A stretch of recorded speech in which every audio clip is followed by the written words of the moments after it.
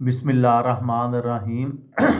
लाखों दरूद पाक हज़रत मोहम्मद सल्लल्लाहु अलैहि वसल्लम और आप सल्लल्लाहु अलैहि वसल्लम की आल पर।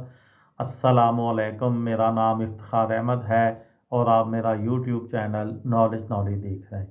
मेरी आज की वीडियो का अनवान है, जैसा करोगे वैसा भरोगे।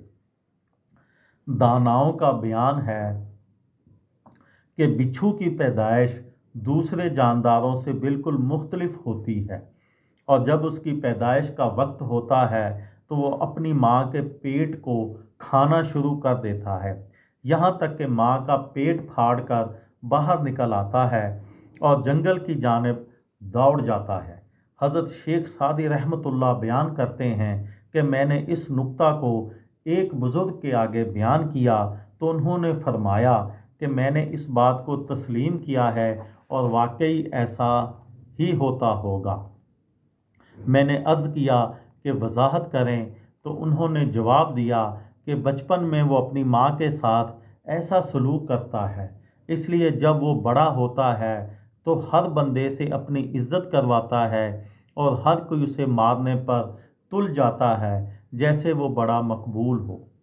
एक बाप ने अपने बेटे को नसीहत की कि बेटा, जो अपनों से वफा नहीं करता वो दानाओं की निगाह में जलील व रुसवा हो जाता है और हर कोई उससे दूर भागता है।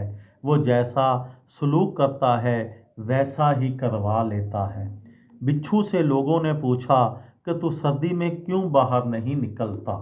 उसने कहा कि गर्मियों में मेरी कौन सी इज्जत की जाती है जो मैं सर्दियों में बाहर निकलूं, यानी गर्मी हो या सर्दी मुझे जूते ही मारे जाते हैं।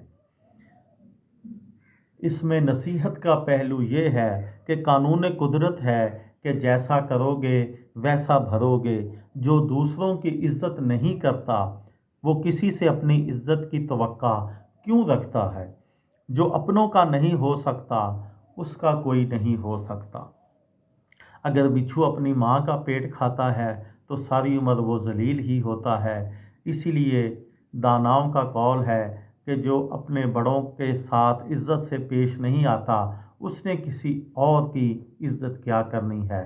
इसीलिए कहते हैं, जैसा करोगे वैसा भरोगे। ये थी मेरी आज की वीडियो।